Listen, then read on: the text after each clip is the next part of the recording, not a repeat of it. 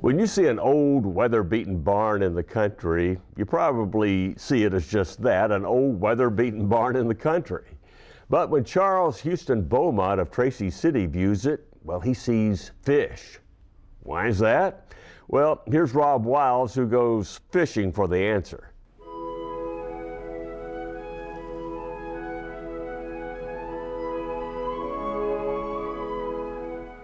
It's nice to get out fishing sometime. Nice to be out in nature, you know. Calms you down, relaxes you. Even if you're like me and you hardly ever catch anything. No, no, gee. Whoa! Except for this time. Oh, that's a beauty.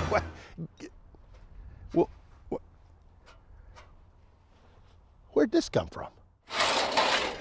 Fish and other works of art come from Charles Houston Beaumont's studio in Tracy City on the South Cumberland Plateau. Now, this is an area Charles is very familiar with.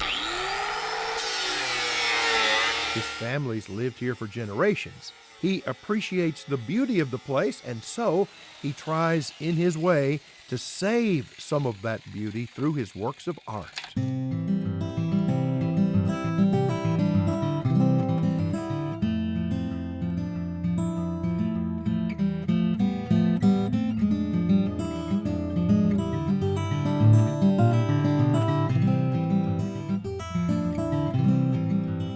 Almost everything I do is on some sort of recycled material or found object.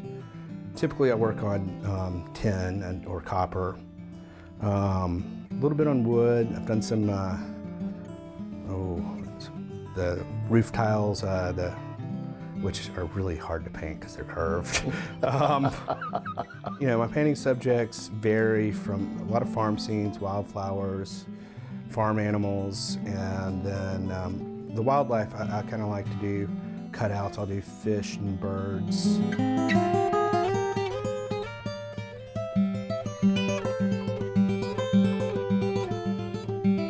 The fish I paint quite a bit. The ones that I don't paint, I do look for, you know, certain gradients in the patina where it goes silver, and then you can add to that with the grinder and sander, or you can just, you know, take just a plain piece of metal and coat it in paint. So it depends. Oh, Charles loves the outdoors, and he took to it at an early age. I started fishing when I was, 4 or 5. One of my great uncles started taking my brother and me fishing around there. I mean, fish are they're beautiful creatures. They have, even our freshwater fish have so many colors in them and detail, so it's neat to see that. It's a great way to enjoy nature. You get out on the lake or on the river and you're quiet. You have time to reflect. Charles used to spend much more time in the outdoors. Then fate stepped in and gave him a not-so-gentle nudge toward his palate. 2006, I was in a car accident which slowed down my fishing and hiking quite a bit. Left me inside a little more than I wanted to be, and that's when the painting started, 3-4 nights a week. Any endeavor you do, I think practice and perseverance really makes a big difference. So you'd hate to think of a traffic accident as a good thing, but it sort of sent you... Yeah, it sent me in a different direction and focused me. You look for the silver lining in everything.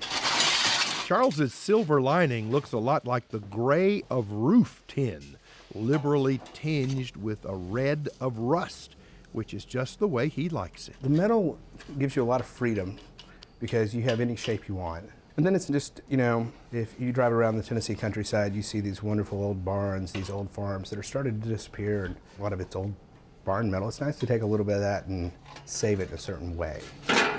Of course, sheets of metal don't look like fish or birds. They're metal, after all. But Charles says there's always a way to coax the inner artwork out of its metal shell. Worst case, I did a piece of advertising for a local liquor store and had to spell out moonshine on it, and that just went the old school chisel against a anvil and hammered it out. Brute strength sometimes, huh? Yeah, there's always a way. The more he works the metal, the better he gets at finding those ways to get it to do what he wants. Practice is the key, sort of like with fishing. Like fishing, the more you do it, the better you get. Selecting the right piece of metal, and metal's interesting because it has a memory. And if it's been bent once, it remembers it for the rest of its life. If it's got a nail hole in it, you can't make it disappear. You can shrink it a little bit, but selecting the right piece of metal and working with it, you can't really work against it. And the same goes with the painting. You've got to have, I really like it when the painting has some of the patina worked through. Coaxed through to become a part of the metal menagerie of artist Charles Houston Beaumont of Tracy City. I like that.